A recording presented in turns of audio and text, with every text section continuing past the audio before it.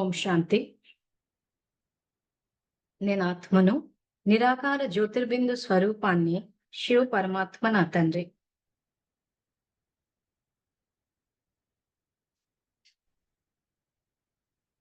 నేను ఆత్మను, శాంతి స్వరూపాన్ని, శివ పరమాత్మ నా తండ్రి.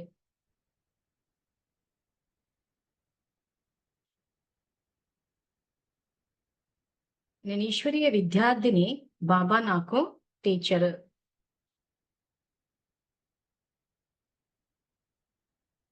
బాబా నాకు సద్గురువు, నేను మాస్టర్ సద్గురువును.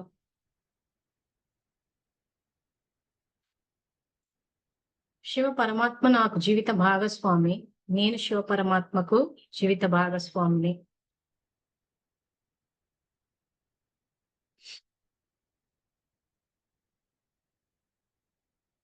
శివ పరమాత్మ నుండి బేహద్ పుత్రవాన్ భవ అనే వరదానాన్ని స్వీకరించి నేను జగన్మాతను అయ్యాను.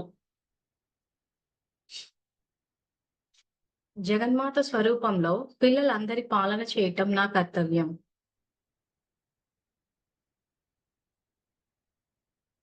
జగన్మాత స్వరూపంలో పిల్లలందరికీ తండ్రి పరిచయాన్నిచ్చి తండ్రి సమానంగా చేయటం నా కర్తవ్యం.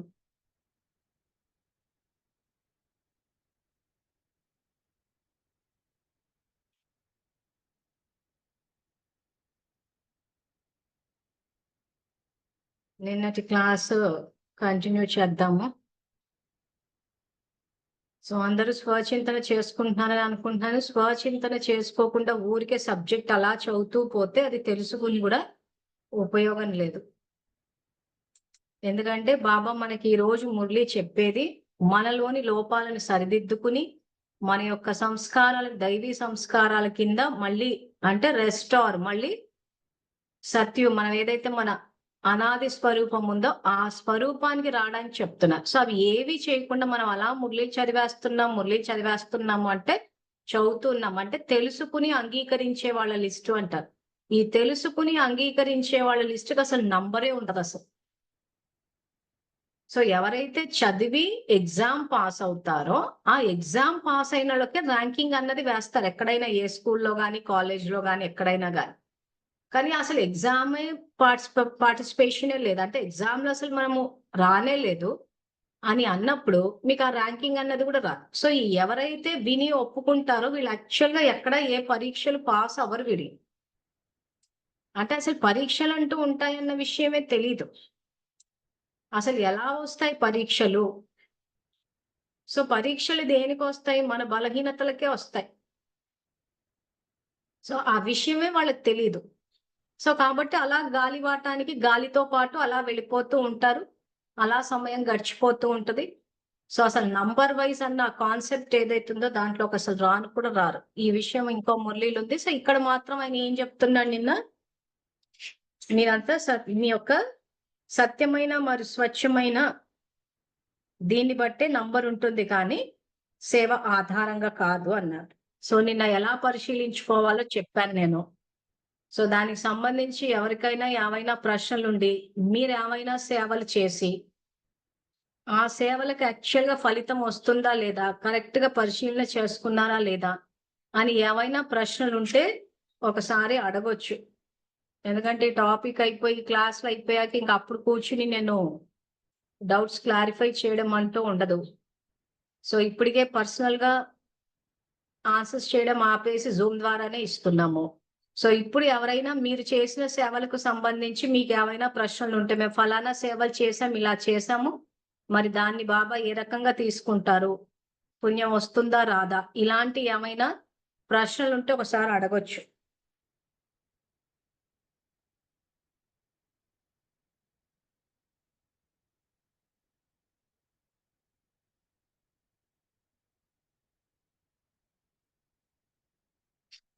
అసలు ఇంతకు స్వచింతన చేసుకుని, ఎందుకంటే చేసుకుంటే చాలా ప్రశ్నలు వస్తాయి. అసలు ప్రశ్నలు రావటం లేదు అని అంటే అక్కడ పరిశీలన జరగట్లేదని అర్థం. ఎందుకంటే మాకు ఇప్పటికి కూడా చాలా డౌట్లు వస్తుంటాయి నాకు. అరే ఆ రోజు సేవ చేసేటప్పుడు ఇలా ఆలోచించాం, అది ఎక్కడికి వస్తుందా ఏంటని మళ్ళీ కూర్చొని కన్సల్ట్ చేసుకోవాల్సి వస్తుంది. మరి ఇంతమందిలో ఎవరైనా అసలు చేసుకుంటున్నారా, లేదా చేసుకుంది కరెక్ట్ అనుకున్నారా, మరి ఏంటో మరి తెలియాలి మీకే. సరే ఎవరి దగ్గర ప్రశ్నలు లేకపోతే ఓం క్లాస్ శాంతి అక్కయ్య. ఓం శాంతి. ఆ, మా సెంటర్లో వాళ్ళు కొంతమందికి అక్కయ్య ఫోన్ చేసి ఇలా డ్రామా జ్ఞానము, ఆ తర్వాత రివైజ్డ్ కోర్సు మురళీలు చదవాలి అని చెప్పి ఆ 2 మురళీల గురించి అయితే చెప్తున్నాను అక్కయ్య నేను. లాస్ట్ వీక్ ఇలాగే వినాయక చవితి ఆ రోజు వినాయకుడిని తీసేస్తున్నారు ఆ భోజనాలు అని అంటే ప్రదర్శిని పెట్టారు.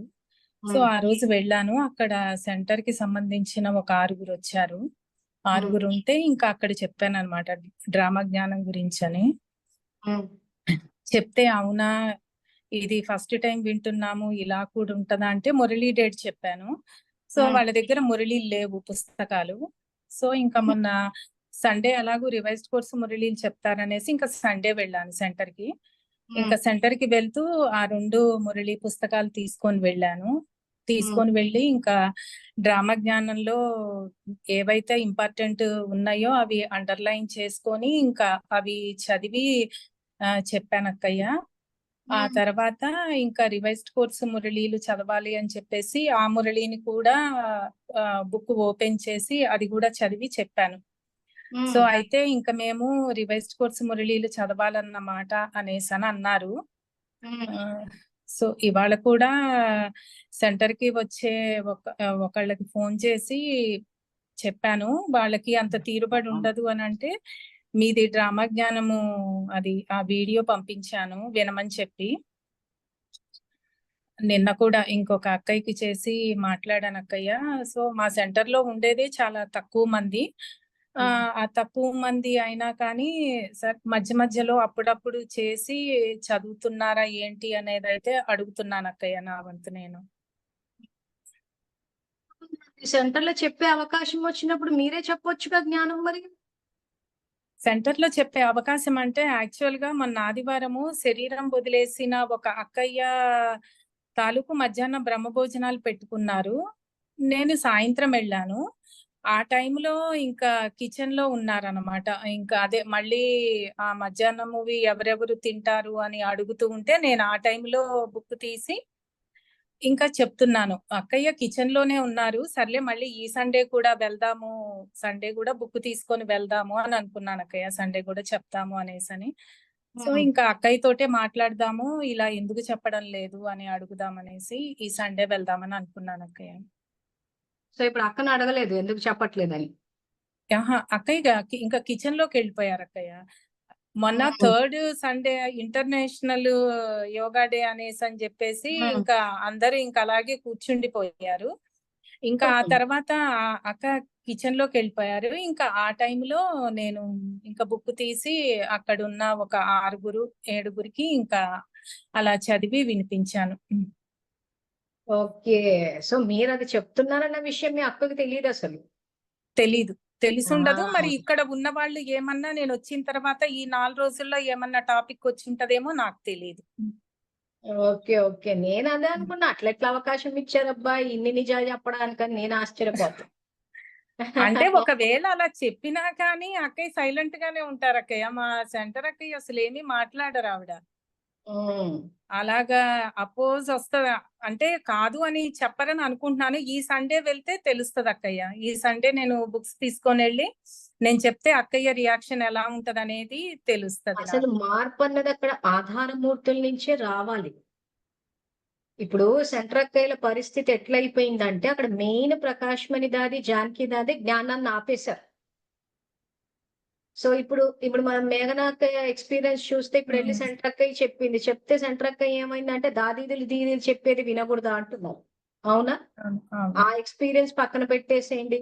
ఈ రోజు ఎవరైనా రివైజ్డ్ కోర్స్ మురళి ఓపెన్ చేశారు అని అంటే వీళ్ళు వెంటనే శంకరపాటి అని చెప్పి భయపెట్టేస్తున్నారు బ్రహ్మకుమారి.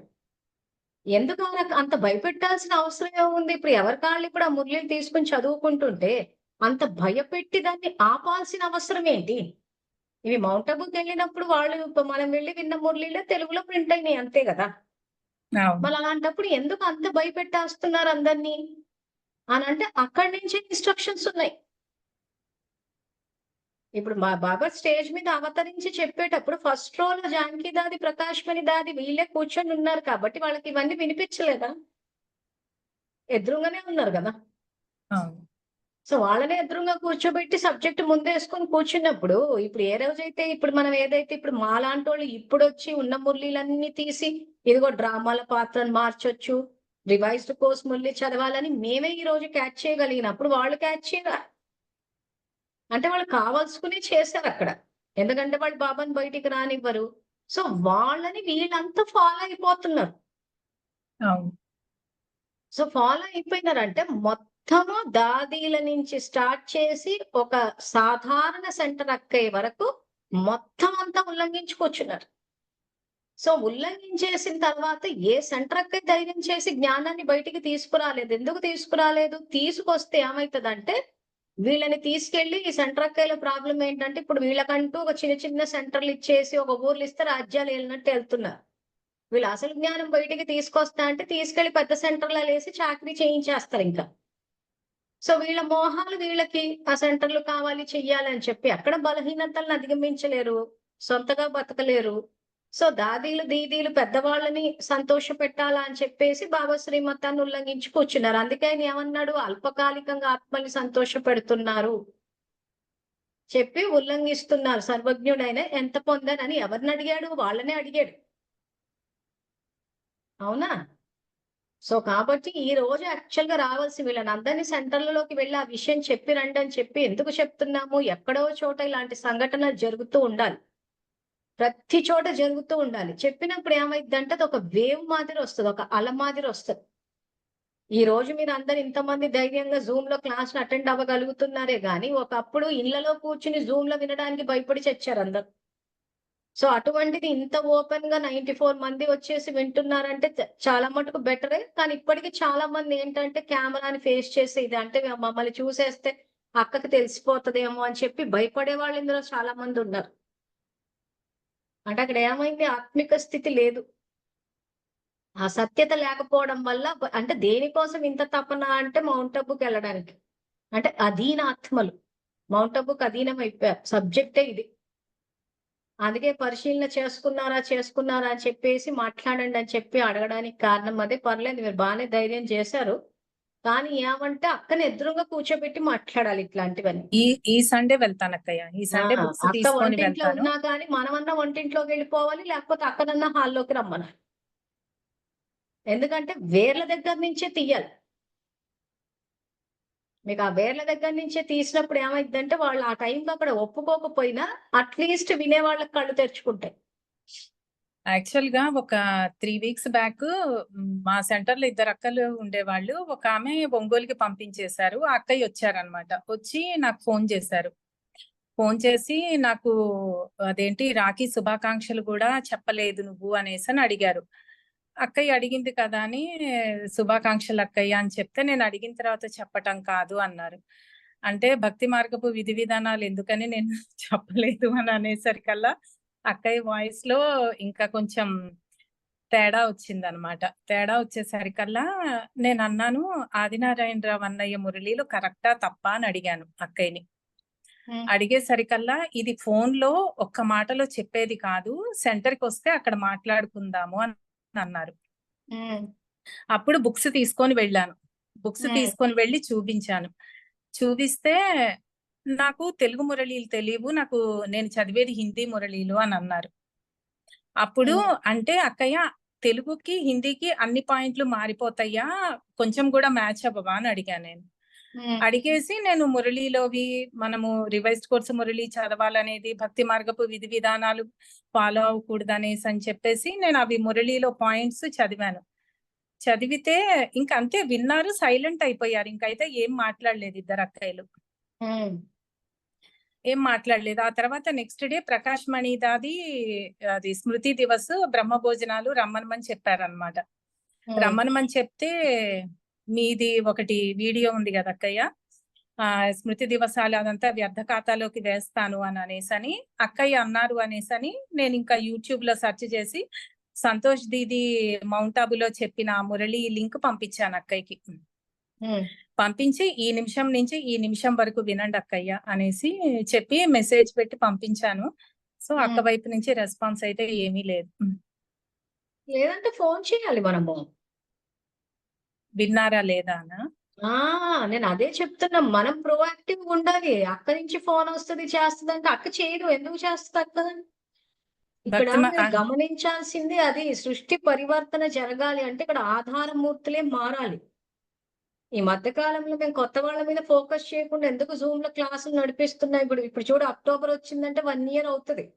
అవును. ఎందుకంటే ఇక్కడ ఆధారమూర్తుల్లోనే అవగాహన లోపించింది అనిపించింది. మేము యూట్యూబుల్లో చెప్పి చలో ఎంతో జ్ఞాననేత్రం ఓపెన్ అయింది అనుకున్నామే గానీ అవ్వలేదనిపించింది నాకు. ఓకే. మళ్ళీ అందుకే చెప్పడం మొదలుపెట్టాం. ఎందుకంటే మీరు ఆకుకు నీళ్లు వేసుకుంటూ వెళ్తున్నంత సేపు ఏమైతదంటే ఇక్కడి నుంచి కాండం నుంచి, వేర్ల నుంచి తమో ప్రధానత ఎళ్ళిపోతే మళ్ళీ ఆకుల పరిస్థితి అంతే ఉంటది. సో, కాబట్టి ఇప్పటి నుంచే ధైర్యం అన్నది చెయ్యాలి. ప్రతి స్టూడెంట్ క్వెషన్ చేయగలగాలి. తప్పేం లేదు ప్రశ్నించడంలో. బాబా మురళి ఇలా ఓకే. చెప్తే ఎందుకు ఇలా చెప్తున్నారన్న చోట వాళ్ళు ఆన్సర్ ఇవ్వరు. కానీ ఎక్కడో వెనకాల ఆలోచించుకుంటారు. ఎప్పుడైతే ఒక రకంగా చెప్పాలి అనంటే ఒక తిరుగుబాటు లాంటిది రావాలి. అంటే హింసాయుతమైన తిరుగుబాటు కాదు నేను చెప్పేది. అవును. అధర్మానికి వ్యతిరేకంగా.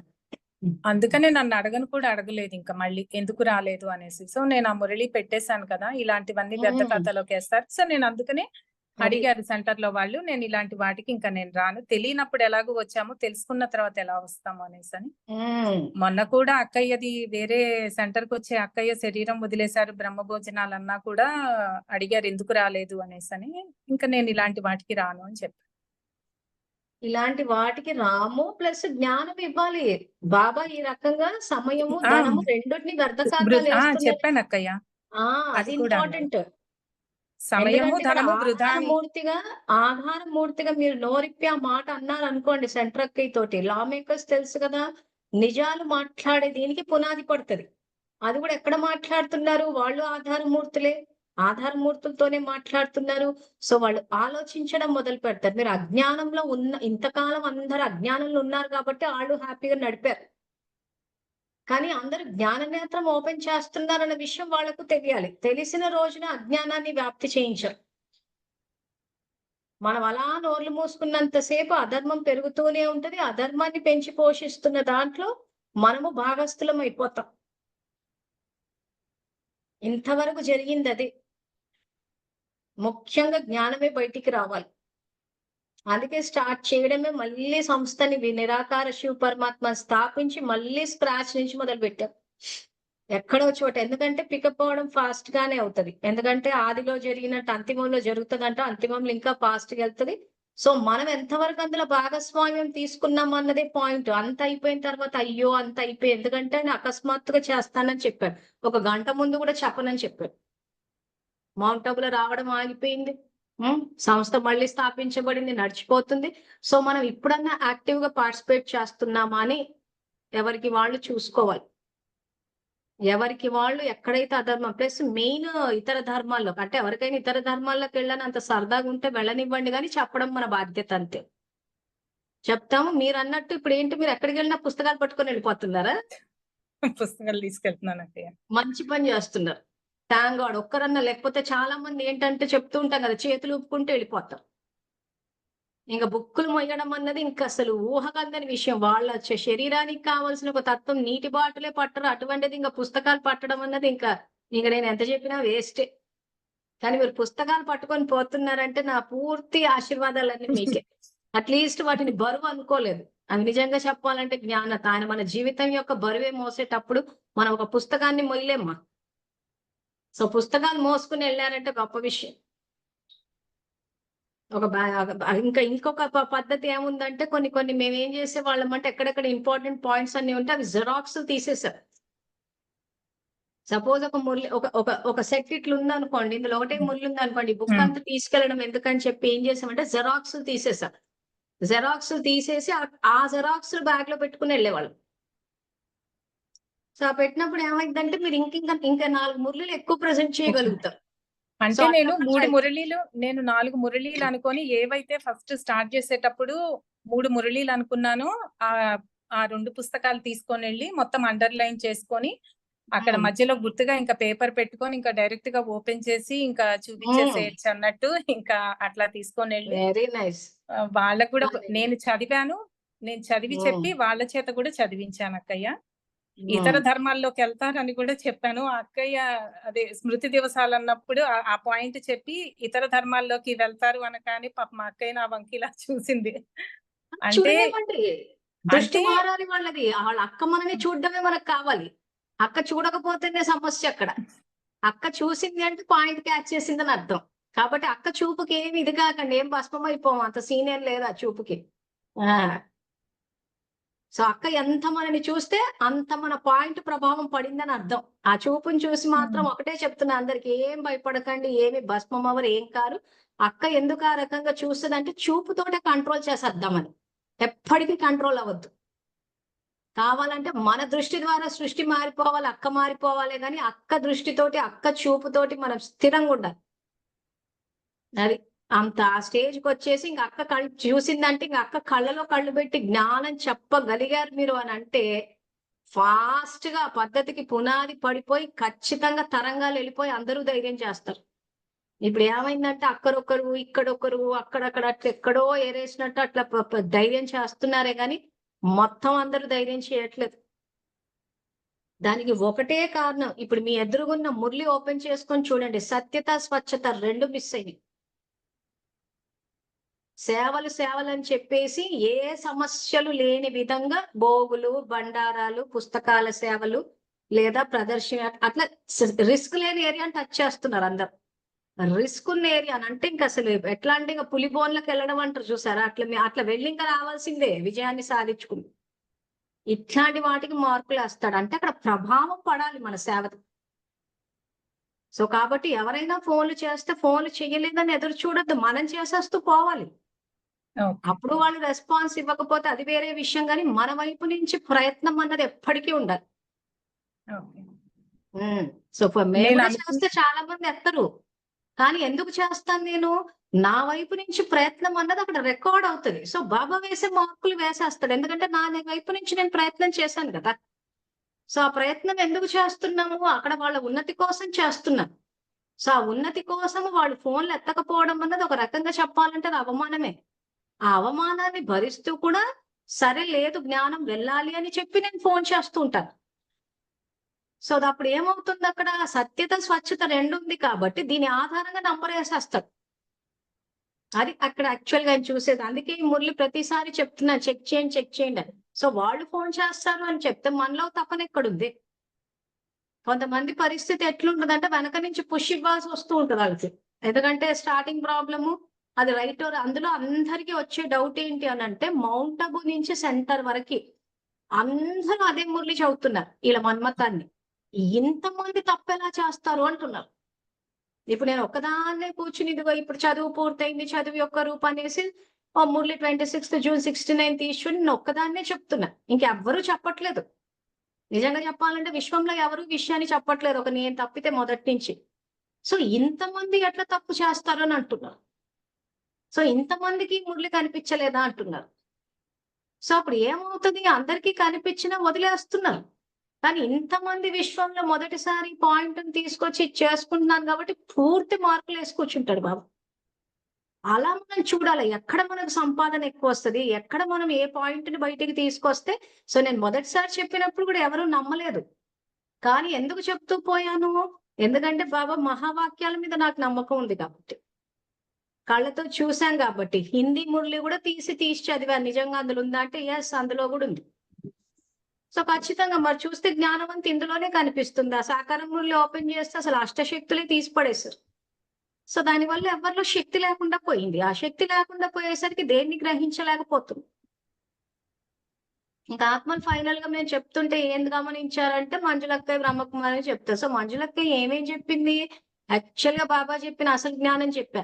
ఆత్మ జ్ఞానం చెప్పాను. భగవంతుని యొక్క యథార్థ రూపం చెప్పాం. మనన చింతన చెప్పాం. ప్రాచీన రాజయోగం చెప్పాం. తాబేలుని ఎలా యాక్చువల్‌గా ఎగ్జాంపుల్ ఎందుకు ఇచ్చాడో చెప్పాను. లా మేకర్స్, కల్పవృక్షము, డ్రామాల పాత్రను మార్చవచ్చు. బేహద్ వైరాగ్య స్థితి మొత్తం అన్ని టాపిక్స్ కవర్ చేశాను. ఇవి ఎందుకు అందరికి టచ్ అవ్వట్లేదంటే, ఆత్మ బలహీనంగా ఉండడం వల్ల.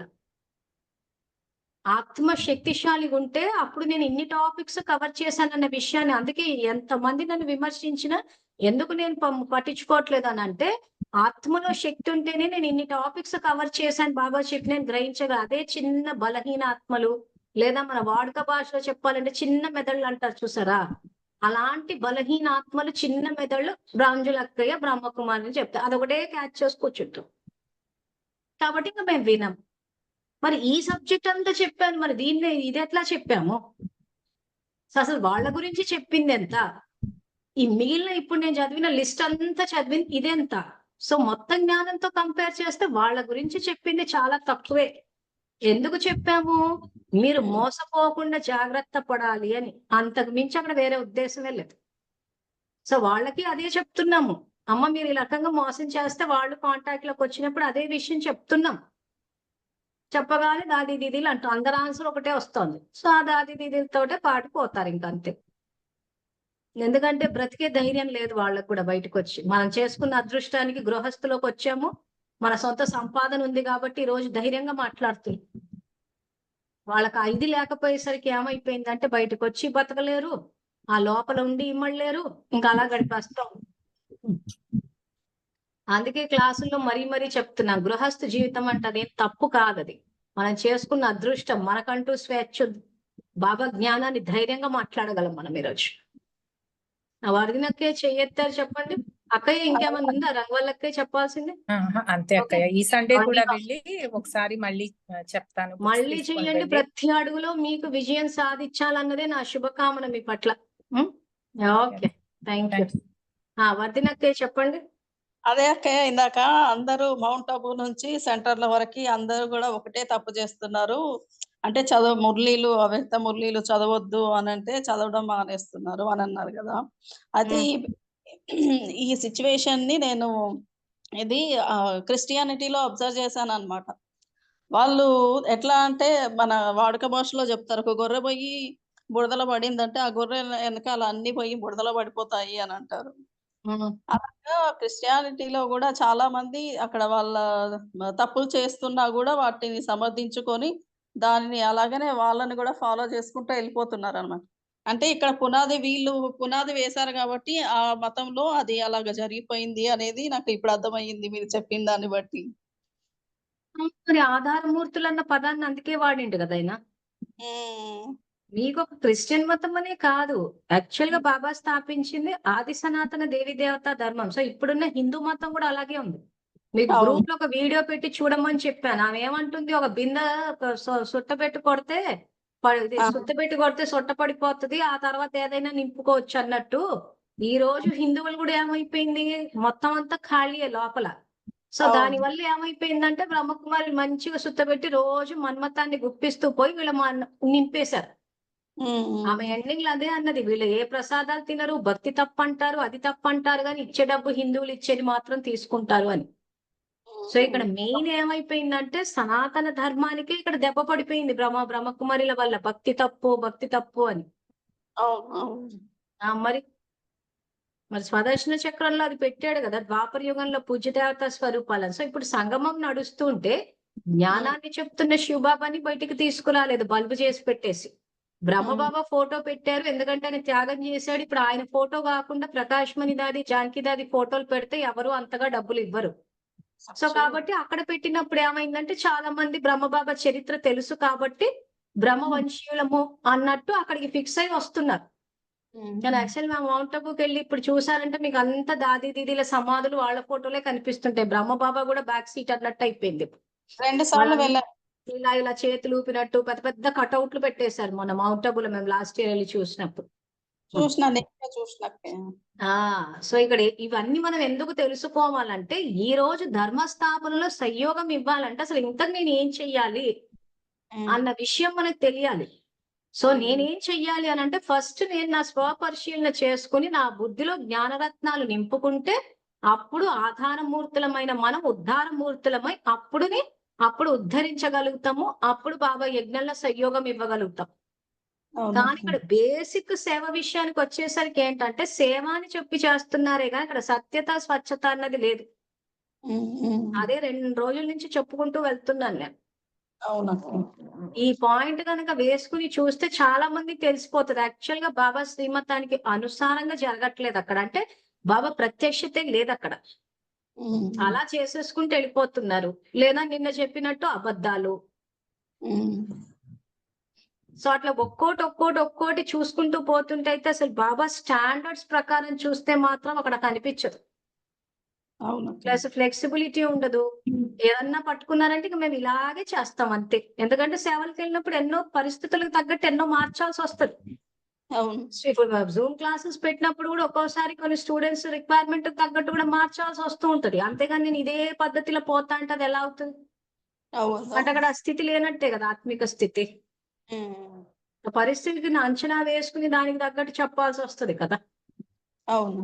ఇప్పుడు మీ అందరికి జూమ్ లో చెప్పినట్టు వెళ్ళి నేను ఇంకెవరు వేరే వాళ్ళకి చెప్పలేను కదా. సో అవన్నీ కూర్చుని వేసుకుని చేయాల్సి వస్తుంది. సో కాబట్టి మెయిన్ ఇక్కడ స్వచింతన మురళి చదువుకుని స్వని పరిశీలించుకుంటేనే మురళి చదవడం వల్ల ఉపయోగం. ఆ పరిశీలన చేసుకోనంతసేపు ఊరికే టైం పాస్ అంతే. పుస్తకం Murali time pass, Zoom class అంతకన్నా టైం పాస్. అవును. సో అలా టైం పాస్ చేసుకుంటూ ఉంటే ఏమైతుందంటే అక్కడ ప్రాప్తి అన్నది ఉండదు. ప్లస్ స్వచింతన చేసుకోలేదు కాబట్టి తప్పులు జరగడానికి పూర్తి అవకాశాలు ఉన్నాయి. అవునక్క. సో అందుకే ఇప్పటి వరకు మీరు చేసిన సేవలు ఏవైతే ఉన్నాయో ఇప్పుడు ఈ మురళి చదివి నేను ఆ రోజు సత్యతతోటి స్వచ్ఛతతోటి చేశాను. ఎందుకంటే ఎవరు లోపల ఏం ఆలోచించారో మీకే తెలుస్తుంది. ఇంకా అది ఎవ్వరికీ తెలియదు. బాబా కూడా ఏం తొంగి చూడడు. సో మీకు మీరు పరిశీలించుకుని చూసుకుని మీకు ఎన్ని మార్కులు వచ్చాయి, ఎంత పుణ్యం వచ్చింది, మరి ఆ పుణ్యము 84 జన్మలు అంటే 21 జన్మలకు ఇస్తున్నాడు ఆయన. సంస్కారాలని ఎవరికి వాళ్ళు పరిశీలన చేసుకుని సర్దిద్దుకోవాల్సిందే సార్. ఓకే. ఓకే మరి. సో మురళిలోకి వస్తే ఇంకెవరు ఏం మాట్లాడేది ఏం లేదుగా, ఏం ప్రశ్నలు ఏమి లేవుగా. సరే మరి మురళి కంటిన్యూ చేస్తానైతే నేను.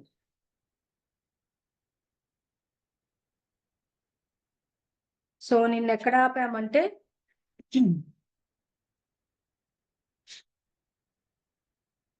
ఆ సమయంలో మనసాశక్తి అంటే శ్రేష్ఠ సంకల్ప శక్తి మరియు ఒకనితోనే లైన్ స్పష్టంగా లేకపోతే మీ బలహీనతలు పశ్చాత్తాప రూపంలో భూతాల వలె అనుభవం అవుతాయి.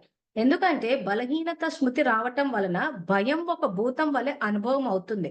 ఇప్పుడైతే ఎలాగో ఒకలా నడిపించేస్తున్నారు, కానీ అంతిమంలో భయం అనుభవం అవుతుంది.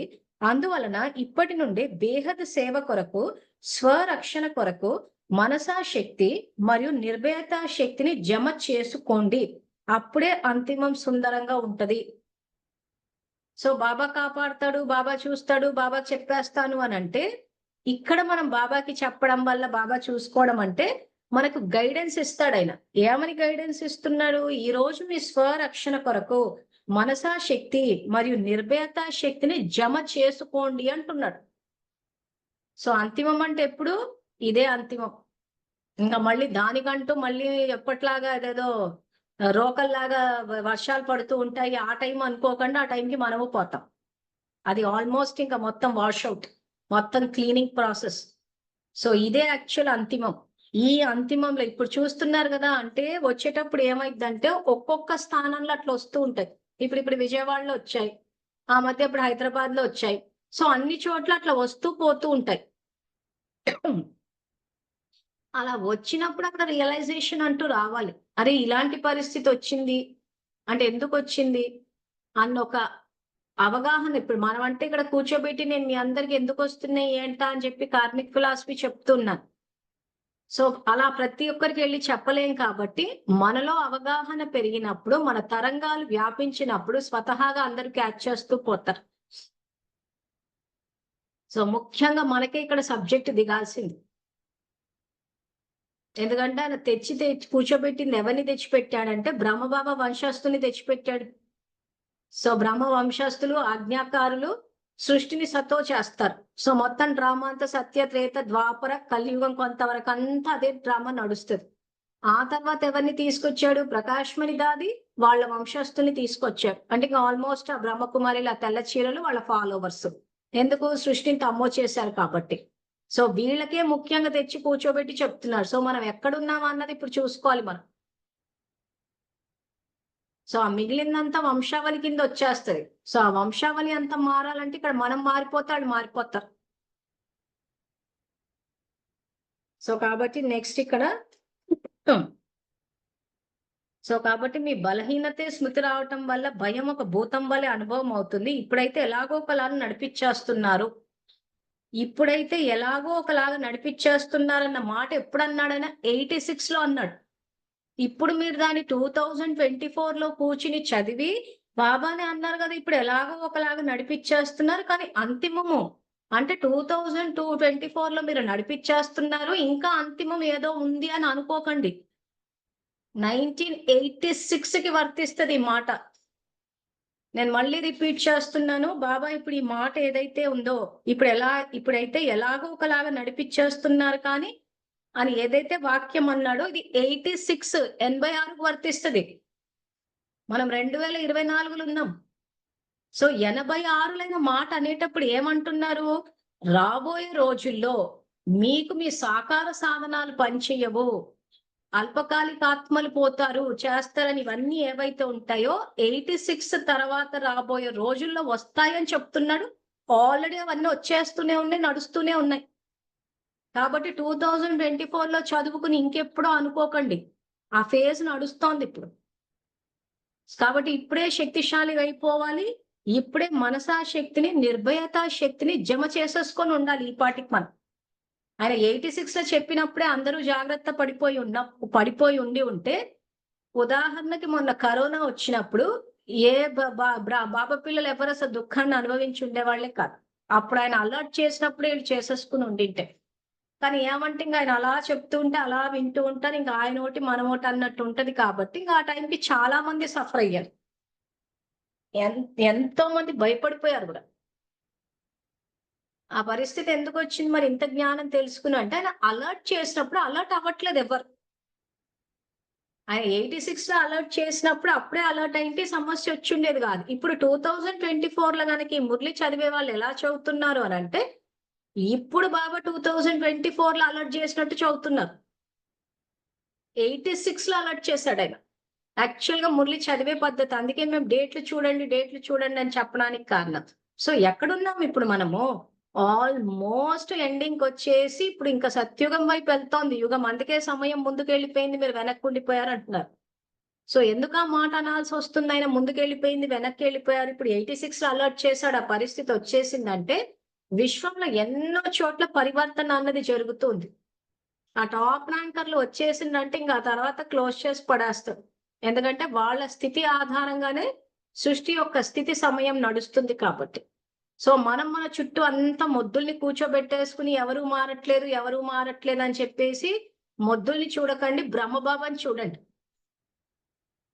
మన చుట్టూ ఉన్న మన యొక్క సాంగత్యాన్ని బట్టి కూడా మన యొక్క స్థితి, మన యొక్క పురుషార్థం ఉంటది.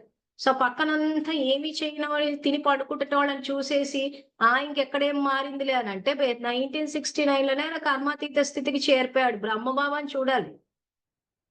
మన పక్కన ఉన్న బాబా చెప్పినట్టు మధురమైన పిల్లల్ని కాదు. మధురమైన పిల్లలు ఎప్పుడు పాటలు ఇవే నడుస్తూ ఉంటాయి. ఇంకా అంతే. పాత మురళీలు కూడా 2024 లో చెప్పి బాబా ఇంకా అంతిమం అన్నాడు అనుకుంటాడు. 86 ఎక్కడ, 2024 ఎక్కడ? చాలా సంవత్సరాలు గడిచిపోయిందిగా మరి. సో ఆ మురళి చదివే విధానమే అది యాక్చువల్గా ఎప్పుడు చెప్పాడు? 86 2024 ఉన్నాము. సో సృష్టి పరిస్థితి ఏంటి? ఎంతో మంది మారుతూ ఉన్నారు, కానీ మనం మన సాంగత్యాన్ని మార్చలేదు. ఇంకా అదే జ్ఞానము, అదే మురళీలు, అవే మన్మతాలు. వాళ్ళు మారలేదు, వీళ్ళు చేయలేదు, కానీ యాక్చువల్ గా వెళ్ళిపోతుంది. టక్కున ఒక రోజు అకస్మాత్తుగా 1 గంట ముందు కూడా చెప్పను అన్నాడు. ఆపేసిన రోజున అయ్యో నేను ఏం చేసుకోలేదే అని అప్పుడు బాధపడితే చేయగలిగింది ఏం లేదు. సో ధారణ, సేవ అన్ని ఇంకా అసలు ఎట్లా అంటే ఇంకా ఇదే అంతిమ గడియ అన్నట్టు పరిగెట్టుకుంటూ చేసేసుకుంటూ వెళ్ళిపోవడమే. సో కాబట్టి ఇప్పటి నుంచి ఇక్కడ బాబా స్వరక్షణ కొరకు, ఇప్పటి నుండే బేహద్ సేవ కొరకు, స్వరక్షణ కొరకు మనసా శక్తి మరియు నిర్భయతా శక్తిని జమ చేసుకోండి. సో ఎట్లా జమ చేసుకుంటారు? ఇది బాబాకి కనెక్ట్ అయినప్పుడు ఈ శక్తి మన ఆత్మలోనే ఉంది. సో ఈ శక్తిని ఎప్పటికప్పుడు వాడుతూ పోవాలి. వాడుతూ పోతేనే జమ అవుతుంది, మీరు వాడకపోతే జమ అవ్వదు.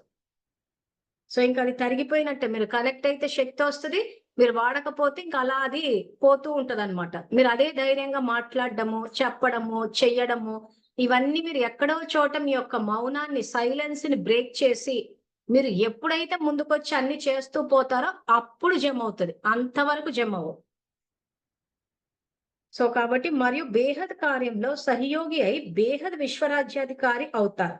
మీ తోడుగా ఉండేవారు ఇప్పుడు మీ సహయోగం కోసం ఎదురు చూస్తున్నారు. కార్యం వేర్వేరు అయినా పరివర్తనకి మాత్రం ఇద్దరూ నిమిత్తులే. వారు తమ యొక్క ఫలితం వినిపిస్తున్నారు.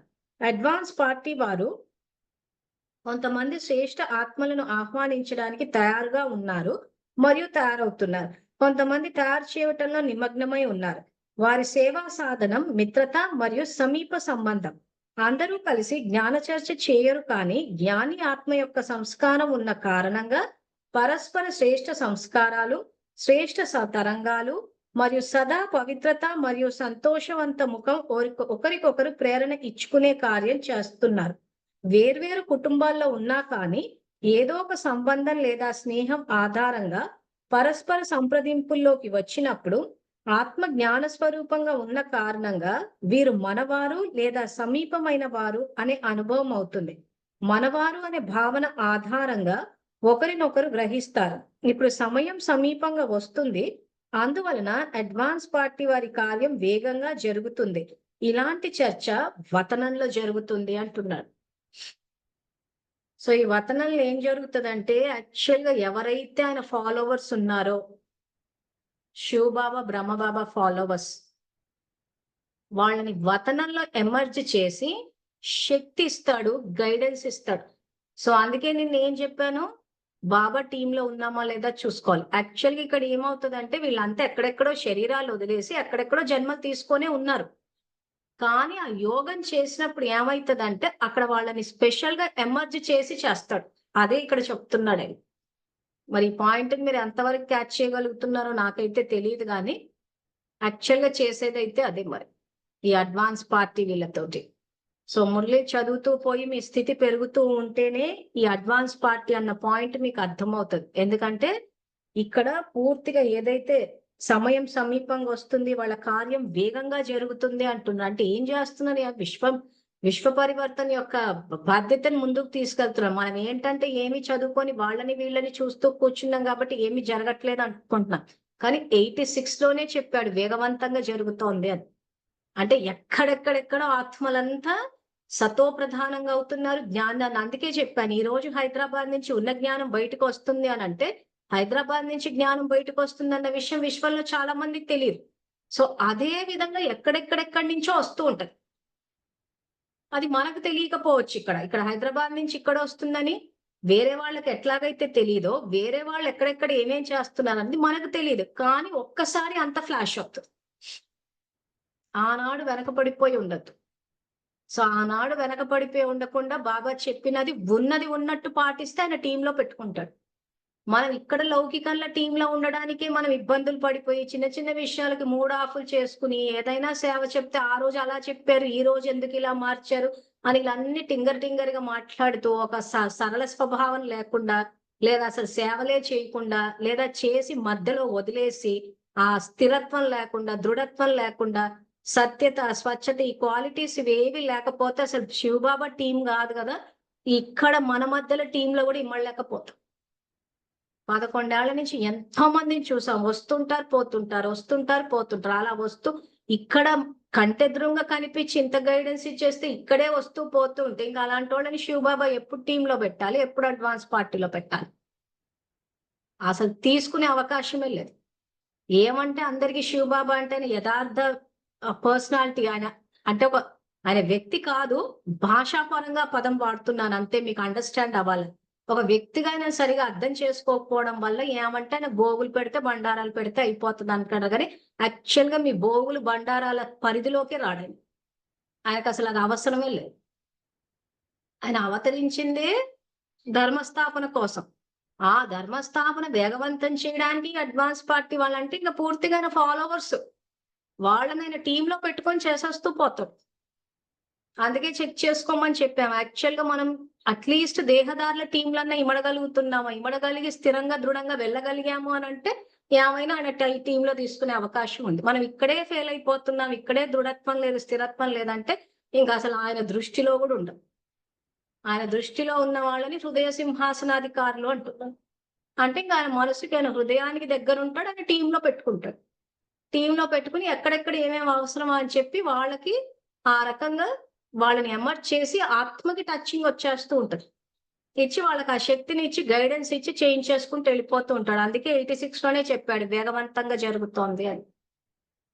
ఎవరు అడ్వాన్స్ పార్టీ వాళ్ళు చేస్తున్నారు కాబట్టి ఇప్పుడు మీరు ఇక్కడ చెయ్యండి అని ఆ ఎదురుగా 86 ఎవరైతే కూర్చున్నారో వాళ్ళకి చెప్తూ ఉన్నారంటే ఎక్కడి నుంచో సేవలు జరుగుతున్నాయి, మీరు ఇప్పుడు సహకారులు ఉండి మీరు చెయ్యండి అన్నదే ఈ వాక్యాల యొక్క సారాంశం. జగదంబ పిల్లలందరికీ 2 మధుర మాటలు చెప్తున్నారు. ఆ 2 మాటల్లో అందరికీ స్మృతి ఇప్పించారు. సఫలతకి ఆధారం సదా సహన శక్తి మరియు ఇముడ్చుకునే శక్తి. ఈ విశేషతల ద్వారా సఫలత సదా సహజంగా మరియు శ్రేష్టంగా అనుభవం అవుతుంది. ఇతరుల మాటలు కూడా చెప్పమంటారా? ఈ రోజు అందరూ కలిసి సంభాషించుకునే రోజు. అందువలన అందరూ తమ తమ అనుభవాలను చెప్తున్నారు. ఇంకా ఎవరిది వింటారు? ఈ బ్రాకెట్లు ఏంటో విశ్వకిషోర్ దాది. ఈయన మామూలుగా కూడా తక్కువగా మాట్లాడతారు, కానీ ఏమి మాట్లాడతారో అది శక్తిశాలిగా మాట్లాడతారు. ఆయన కూడా ఒక మాటలో అనుభవం అంతా చెప్పారు. ఏ కార్యంలోనైనా సఫలతకి ఆధారం స్థిరమైన నిశ్చయం మరియు సంపన్న నశ. నిశ్చయం స్థిరంగా ఉంటే స్వతహాగానే ఇతరులకి కూడా నశ అనుభవం అవుతుంది. అందువలనే నిశ్చయం మరియు నశ సఫలతకి ఆధారం. ఇది ఆయన అనుభవం. సాకార బాబాకి సదా నిశ్చయం మరియు నశ ఉండేది. నేను భవిష్యత్తులో విశ్వమహారాజు అవుతాను అని. అలాగే విశ్వకిషోర్ దాదాకి కూడా నేను మొదట విశ్వమహారాజుకి రాజకుమార్ అనే నశ వర్తమానంలో మరియు భవిష్యత్తులో కూడా స్థిరంగా ఉంది. కనుక సమానత అయ్యింది కదా. ఆయనతో కలిసి ఉన్నవారు ఇలా చూశారు కదా. సో ఇప్పుడు ఇలాంటి వాక్యాలు చదువుకుని, అంటే ఈ వాక్యాలు ఇంతకన్నా ముందు కూడా చదివి డిస్కషన్ వచ్చినప్పుడు విశ్వకిషోర్ అనేట ఆయన నేను బ్రహ్మబాబాకి నెక్స్ట్ విశ్వమహారాజుని అవుతాను అని నశాలో ఉన్నాను అని అనేసరికి వీళ్ళు ఏం చేశారంటే నంబర్లు వేసేసుకున్నారు. ఆయన 1, ఈయన 2, ఈయన 3, 4, 5, 6, 7, 8 అని చెప్పి నంబరింగ్ వేసేసారు. యాక్చువల్ గా ర్యాంకింగ్ వేసేది శివబాబా. ఇక్కడ మనం ఫిక్స్ అయిపోవాలి. ఎందుకంటే ఇలా విశ్వకిషోర్ దాదా, ఎందుకంటే కొంతమందితోటి మేము జ్ఞాన చర్చలు జరిపినప్పుడు ఇలాంటి పాయింట్లే లాగుతున్నారు. మనం మీ వరకు వచ్చిందో ఈ విషయం తెలీదు నాకు, కానీ ఇక్కడ పాయింట్ వచ్చింది కాబట్టి చెప్తున్నా. సో ఈ రోజు నేను విశ్వమహారాజుని అవ్వాలి, విశ్వమహారాజుని అనుకుని లక్ష్యం పెట్టుకుంటే ఆ లక్షణాలు రావాలి. అక్కడ వస్తుందంటే కరెక్ట్ పురుషార్థం చేసినట్టు. ఊరికే లక్ష్యం పెట్టుకున్నా అక్కడ లక్షణాలే కనిపించట్లేదంటే అది ఎలా అవుతుంది? ప్లస్ ఇక్కడ వీళ్ళు ఏం చేశారంటే అష్టరత్నాలు అని చెప్పి ఫోటోలు తీసేసుకోవడము, ఇదిగో వీళ్ళే అష్టరత్నాలు అన్నారు. ఇప్పుడు సపోజ్ జానకి దాది, ప్రకాష్ మణి దాదే ఉన్నారు ఎగ్జాంపుల్ కి. సో వీళ్ళు నిజంగా అష్టరత్నాల్లో కోసం అంటే వీళ్ళు ఎవరైనా విశ్వమహారాజు గాని విశ్వమహారాణి గాని అవుతారా అవరా? మెసేజ్ పెట్టండి చూద్దాం. ప్రకాష్ మణి దాది, జానకి దాది వీళ్ళు విశ్వమహారాజు గాని ఇప్పుడు మీరు అంత సంవత్సరం నుంచి, ఇప్పుడు నేను అక్టోబర్ నుంచి చెప్తున్నాను, ఈ మురళి ఆధారంగా తీసుకుని వీళ్ళు విశ్వమహారాజు గాని విశ్వమహారాణి గాని కాగలరా?